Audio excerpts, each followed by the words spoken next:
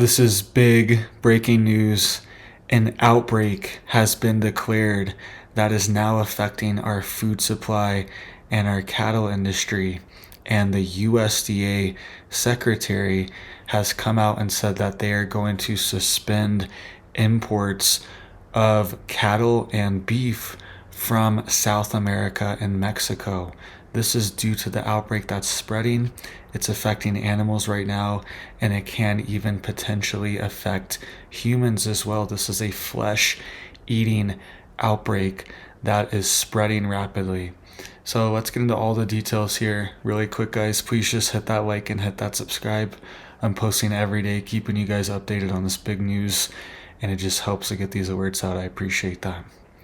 So right now we have the USDA Secretary, Brooke Rollins. She just came out today, April 26th, and said that she is going to suspend imports of cattle, bison, and equine from Mexico to protect U.S. agriculture from this outbreak. This has actually been spreading throughout the globe, and it is primarily worst right now, at least for the US and South America, and spreading into Mexico. They are trying to stop this outbreak right now at the Darien Gap because this is a very small strip of land where they think they can isolate this into primarily South America.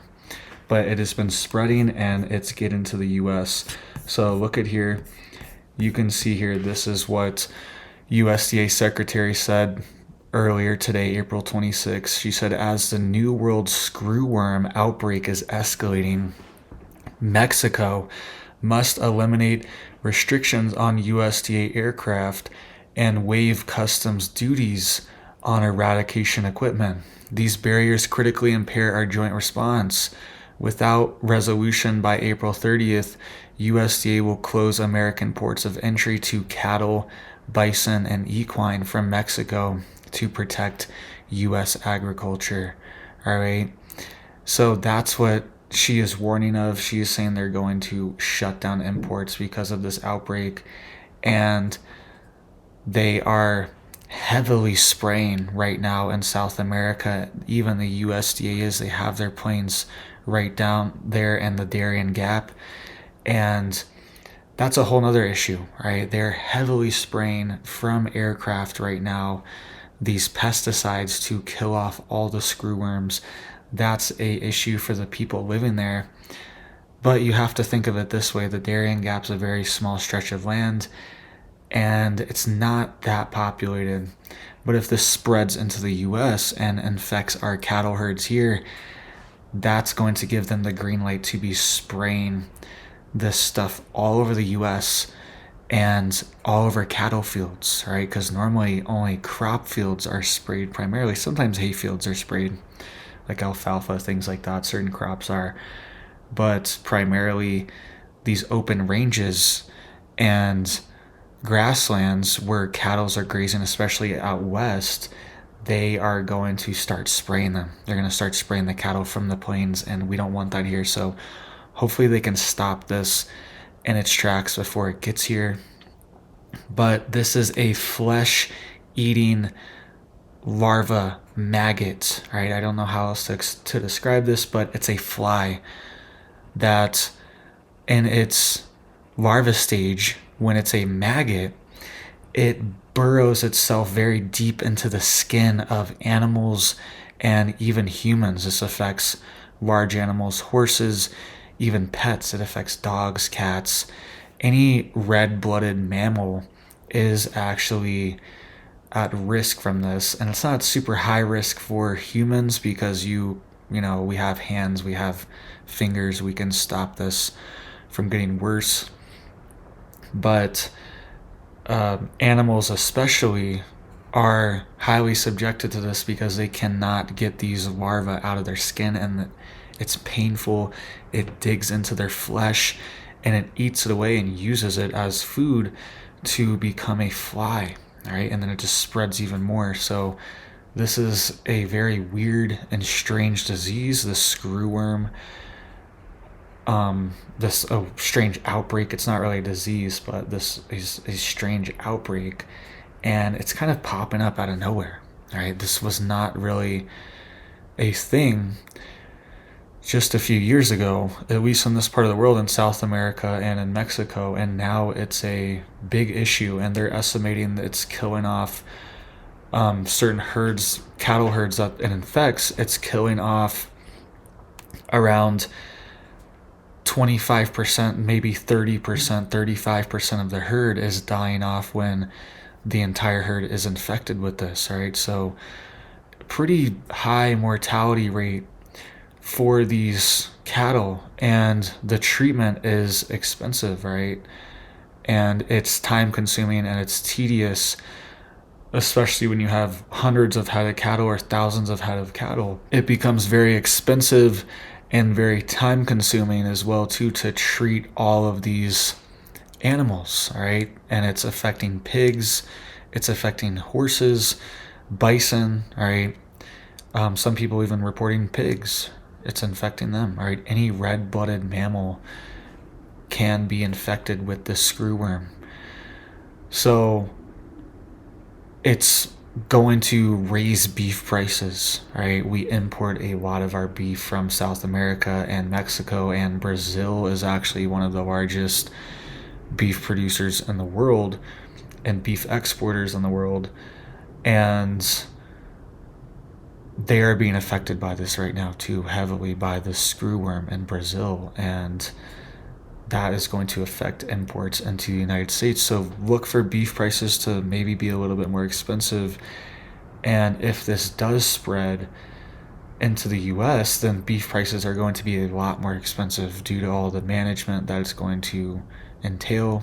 And then even your grass-fed beef is going to be potentially sprayed with pesticides, right?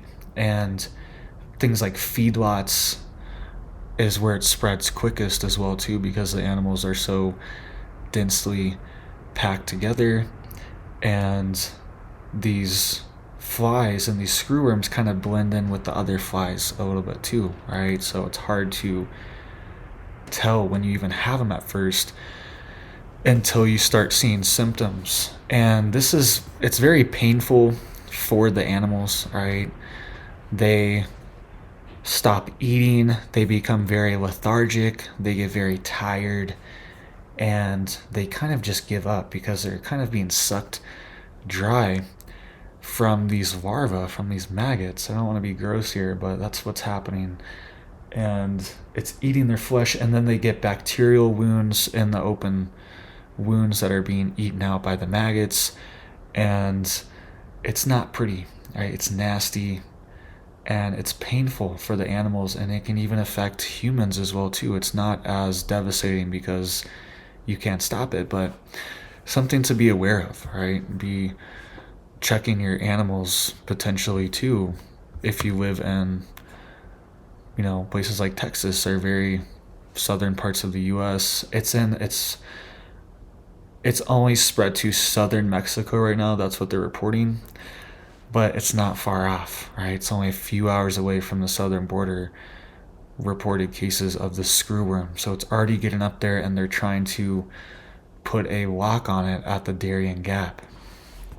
And she's saying here the primary reason that she is threatening this ban is because Mexico has been not allowing US to import their planes and their parts and the equipment that they need to do these spraying operations, right? You can see here, it says that aviation authorities in Mexico have imposed restrictions on Dynamic. This is a company that's contracting with the USDA that appear inconsistent with a successful coordinated campaign.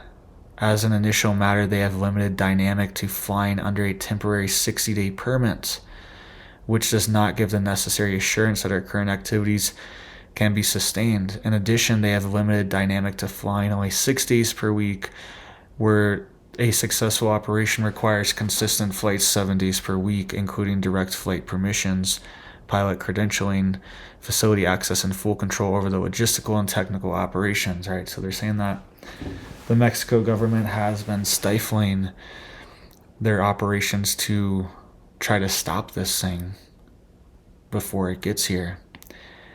And it says here, more recently, we've been informed that Mexican customs authorities are imposing substantial import duties. So they're charging tariffs and taxes, even fees, on critical aviation parts, right? Something we've been talking about some here lately, and it's been in the news a lot, these fees, these duties, these taxes. And now, this is kind of crazy when you really think about it. This is a U.S. government-funded program.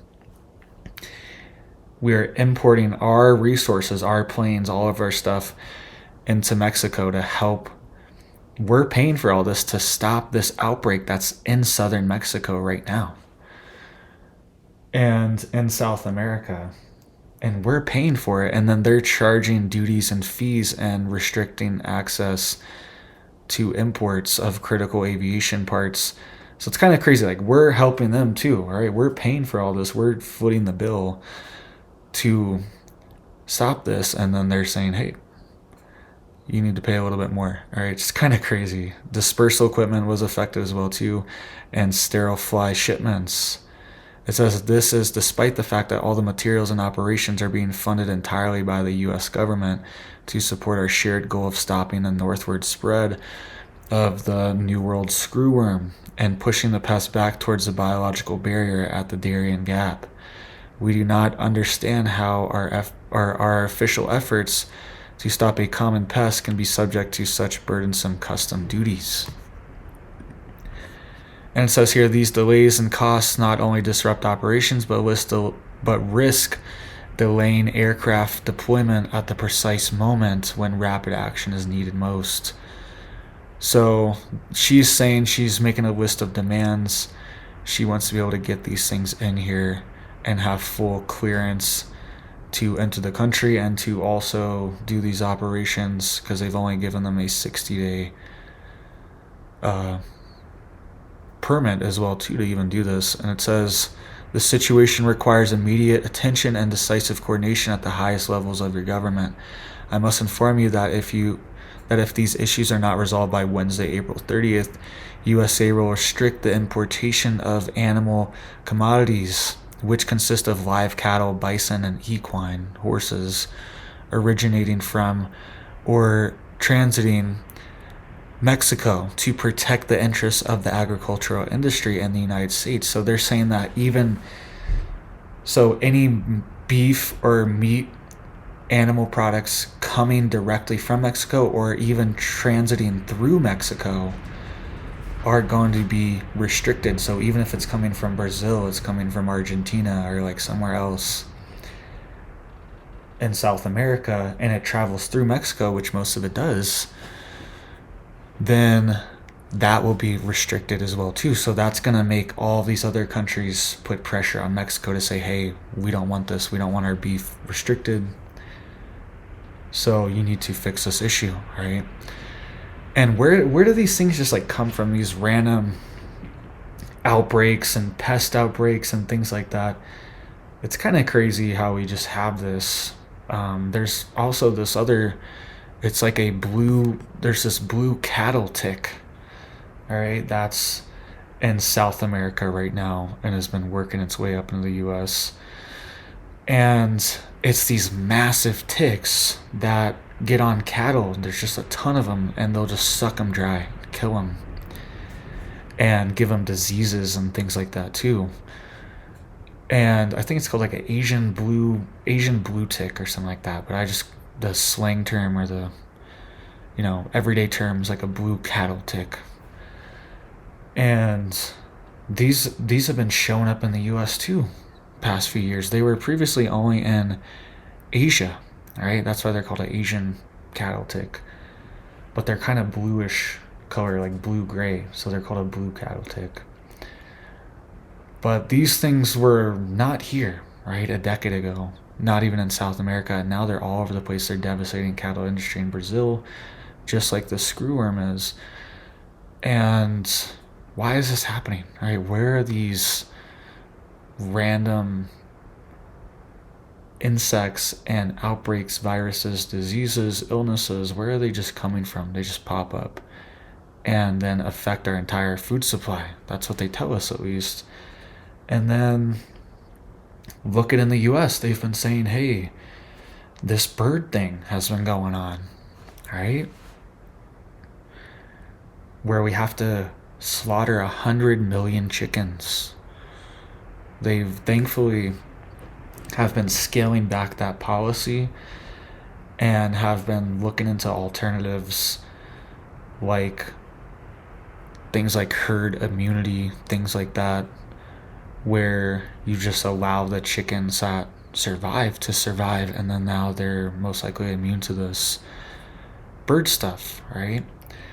Because previously it was if you get one positive test, then the whole chicken house has to go. The whole facility has to go. Whatever chicken or turkey bird has been in contact in any way, sharing any air or anything with this bird that tested positive, right? And some states are like making them test consistently, like California.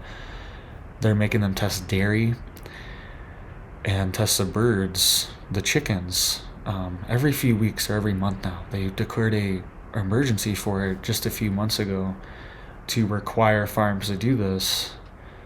And if a bird tests positive or a cow, then if it's a cow, the entire herd has to be isolated and quarantined. And there are hundreds of herds at once, just in California alone, dairy herds that are under quarantine at once because they test positive, and then they have to sit out for a few weeks or a month, however long they say. I don't remember off the top of my head. I made a video on this a few months ago when it happened in California. But with the birds, if they get a positive test, they just go and wipe out all the birds, right? It's not pretty, it's not, very humane. Most of the time they just stuff the birds in bags. Okay, they will stuff them in trash cans or trash bags. They'll go in with hazmat suits and just grab the birds and shove as many as they can in a bio bag, whatever they want to call it. And that's what happens while they're alive. Okay, there's also like this foaming technique that they have too, that I've seen, where they just like put this disinfectant foam. They just flood the entire like chicken house with it, or turkey house. I saw a video on it, and it just like suffocates them, and it's supposed to like disinfect everything too, apparently. So it's not very pretty. Okay, it's not super humane or anything to go slaughter 100 million chickens. And that's what they've been doing in the US. And that's what they've been telling us is a problem, right? But the screwworm here, it actually does seem like a big issue, right? I don't know about this bird stuff. It kind of seems a little overblown, right? I don't know exactly. Not sure. But the screwworm here definitely seems like an issue, right? And seems painful it seems like the animal's actually suffering, right? With the bird stuff, it seems like, there wasn't that much suffering with the birds or with the animals. Maybe, they would be in pain for a little bit, but this is different. This is them eating their flesh away and laying their eggs, and turning into a fly, right? Going from a maggot to a fly in their flesh, right? In the animal's flesh. So it's definitely painful. It's definitely an issue, and it's something that needs to be stopped, right? So let me know what you guys think down below.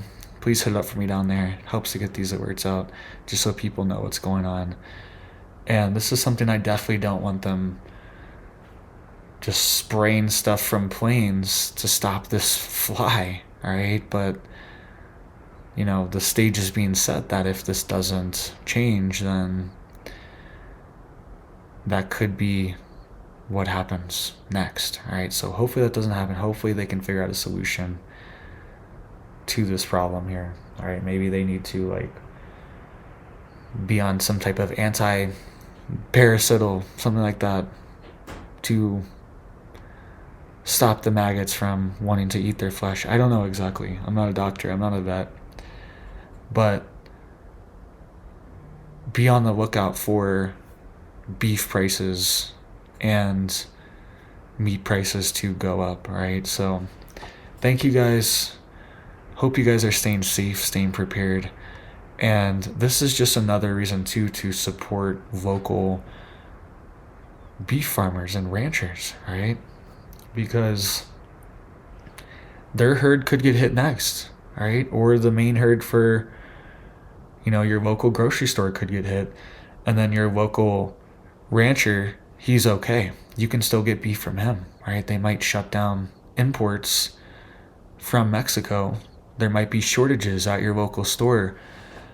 But your local rancher, he might still have beef, right, from last season. He might have his freezer full. So make sure you support that and the local people that are growing things near you. There's a lot of Amish stuff near me, and Amish meats, ranches, things like that sell meat and a lot of other products, and it's good stuff, right? It's good meat. It's a little bit more expensive, but it's grown and raised right here, right around here. And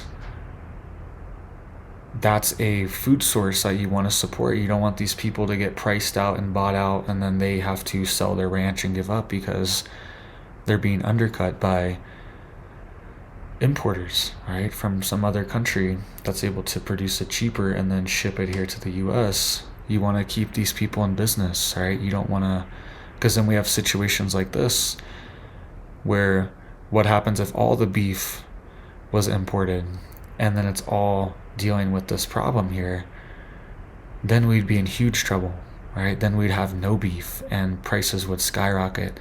But thankfully we have our own domestic production here, and we're able to absorb that, right? They'll probably just scale back.